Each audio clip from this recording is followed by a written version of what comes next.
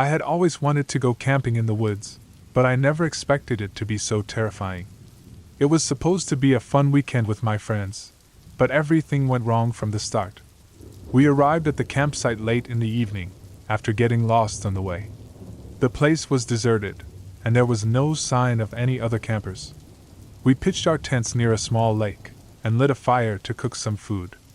We were hungry and tired, but also excited to explore the area the next day. We ate our dinner and chatted for a while, until one of my friends suggested that we play a game. He said it was called Truth or Dare, and that we had to either answer a question truthfully or do something daring. I agreed, thinking it would be fun and harmless. The game started off innocently enough, with questions like, "Who is your crush?" and "What is your biggest fear?" I answered them honestly, and laughed at some of the answers my friends gave. But then, things got more serious. One of my friends dared me to go into the woods alone, and bring back something as proof. I hesitated, feeling a chill in the air. It was dark, and I could hear strange noises coming from the trees. I didn't want to go, but I didn't want to back out either. I grabbed a flashlight and a knife, and headed into the woods. I walked for a few minutes, trying to find something to bring back. I saw a broken branch, a dead bird, a rusty can. None of them seemed interesting enough. I decided to go deeper into the woods, hoping to find something better. I regretted that decision as soon as I made it. The woods became darker and denser, and I felt like I was being watched. I heard rustling, growling, howling. I panicked, and ran back the way I came. But I couldn't find the path. I was lost. I screamed for help, but no one answered. I tried to call my friends on my phone, but there was no signal. I was alone, and scared. I kept running, hoping to find a way out. But instead I found something worse. A large, hairy creature, standing on two legs, with glowing red eyes and sharp teeth. It looked like a wolf, but bigger and more human. It was a werewolf. It saw me, and snarled. It lunged at me, and I barely dodged its attack. I stabbed it with my knife, but it barely flinched. It was too strong and too fast.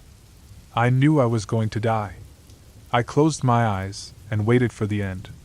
But then I heard a gunshot. And another. And another. I opened my eyes and saw my friends. They had guns, and they were shooting at the werewolf. They had followed me into the woods and saved me. The werewolf fell to the ground, bleeding and whimpering. It was still alive, but barely. I looked at it, and felt a mix of fear and pity. It was a monster, but it was also a victim. It had been cursed, and it had no choice. I looked at my friends, and felt a mix of relief and gratitude. They were heroes, and they had risked their lives for me. They had been loyal, and they had not abandoned me. We ran back to the campsite, and packed our things. We left the woods, and never looked back. We survived the night, and we learned a lesson. We learned that camping can be scary, but also that friendship can be powerful. We learned that truth can be painful, but also that dare can be dangerous. We learned that life can be unpredictable, but also that we can overcome any challenge. We learned that we are stronger together.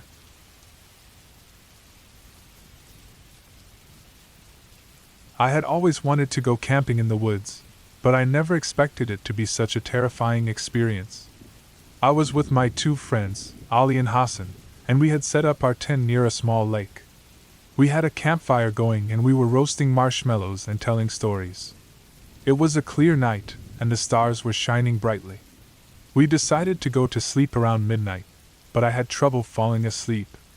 I kept hearing strange noises outside the tent, like rustling leaves, snapping branches, and animal sounds. I tried to ignore them, but they seemed to get louder and closer. I wondered if there were any wild animals nearby, like bears or wolves. I hoped they would leave us alone. I was about to drift off when I heard a loud scream. It sounded like Ollie. I jumped out of my sleeping bag and grabbed a flashlight. I unzipped the tent and looked outside. I saw Ollie lying on the ground, covered in blood. He had a large wound on his chest, as if something had clawed him. He was gasping for air and moaning in pain. I ran towards him, but before I could reach him, I saw a dark figure standing over him. It looked like a man, but it had long hair, a beard, and a dirty coat. He was holding a knife in his hand, dripping with blood.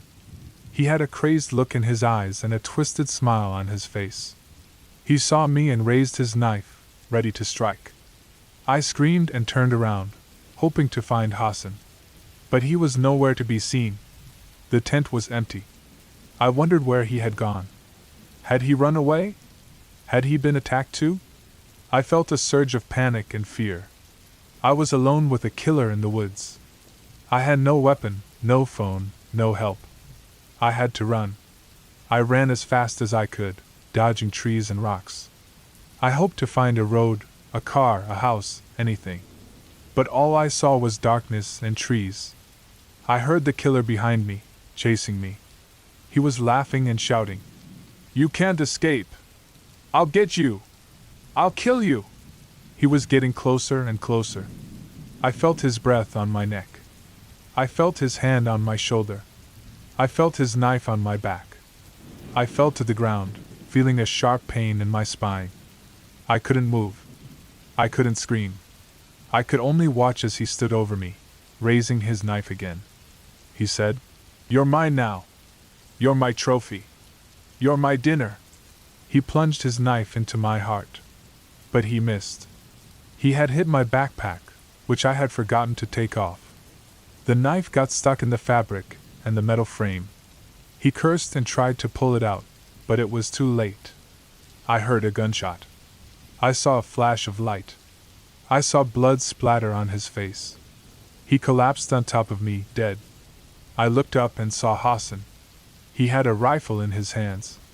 He had followed me and shot the killer. He ran towards me and helped me up. He said, "Are you okay? I'm sorry I left you.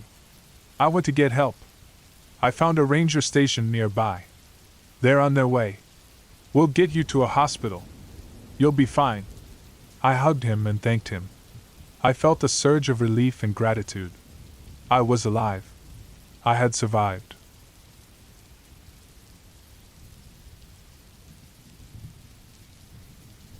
I had always loved camping, but this time it was different. I was alone in the woods, far away from civilization. I had decided to take a solo trip to reconnect with nature and myself. I had packed everything I needed: a tent, a sleeping bag, a flashlight, a knife, some food and water, and a book. I had left my phone and laptop at home, wanting to escape from the noise and distractions of the world. I had found a nice spot near a stream, where I set up my tent and made a fire. I cooked some noodles and ate them while listening to the soothing sound of the water. I felt peaceful and relaxed. I read a few chapters of my book and then decided to go to sleep. I crawled into my sleeping bag and zipped up the tent. I closed my eyes and drifted off. I woke up suddenly, feeling a cold sweat on my forehead. I checked my watch. It was 3 a.m. I wondered what had woken me up. I listened carefully, but I heard nothing. Maybe it was just a bad dream.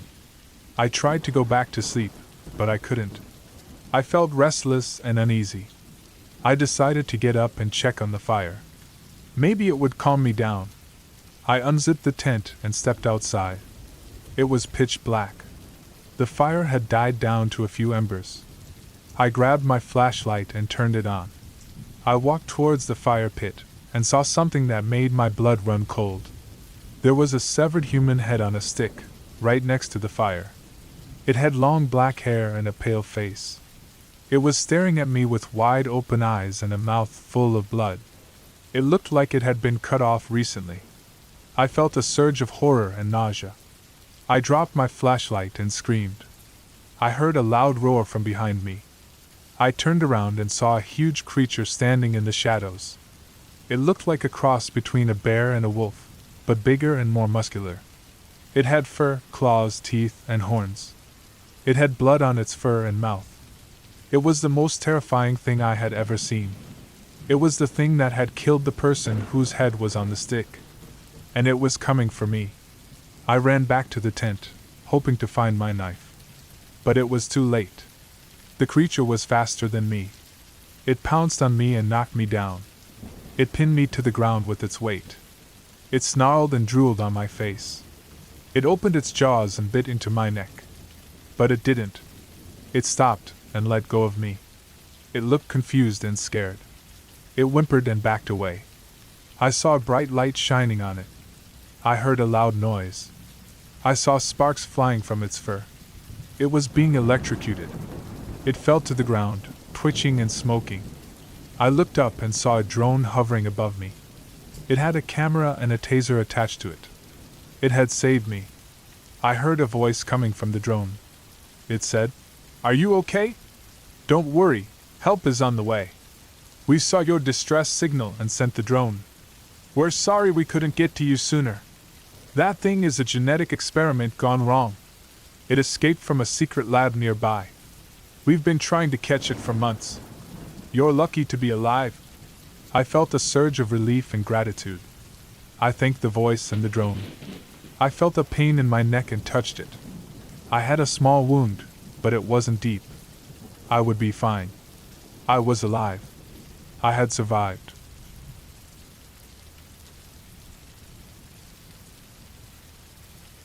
I had always enjoyed camping with my family, but this time it was different. I was alone in the woods, on a survival challenge. I had signed up for a program that tested my skills and endurance in the wilderness. I had to spend 3 nights in the forest, with only a backpack, a knife, a water bottle, and a map. I had no phone, no tent, no food, no fire. I had to find my own shelter, water, and food. I had to avoid any dangers and predators. I had to make it to the extraction point by the end of the 3rd day. I had completed the first 2 days without much trouble. I had found a cave to sleep in, a stream to drink from, and some berries and mushrooms to eat. I had seen some deer, rabbits, and squirrels, but nothing threatening. I had followed the map and made good progress. I was confident and optimistic. I thought I could do this. But on the 3rd night, everything changed. I was walking through the woods, looking for a place to rest, when I heard a loud roar. It sounded like a lion, but I knew there were no lions in this area. I wondered what it was. I felt a surge of fear and curiosity. I decided to investigate. I followed the sound, keeping my knife ready.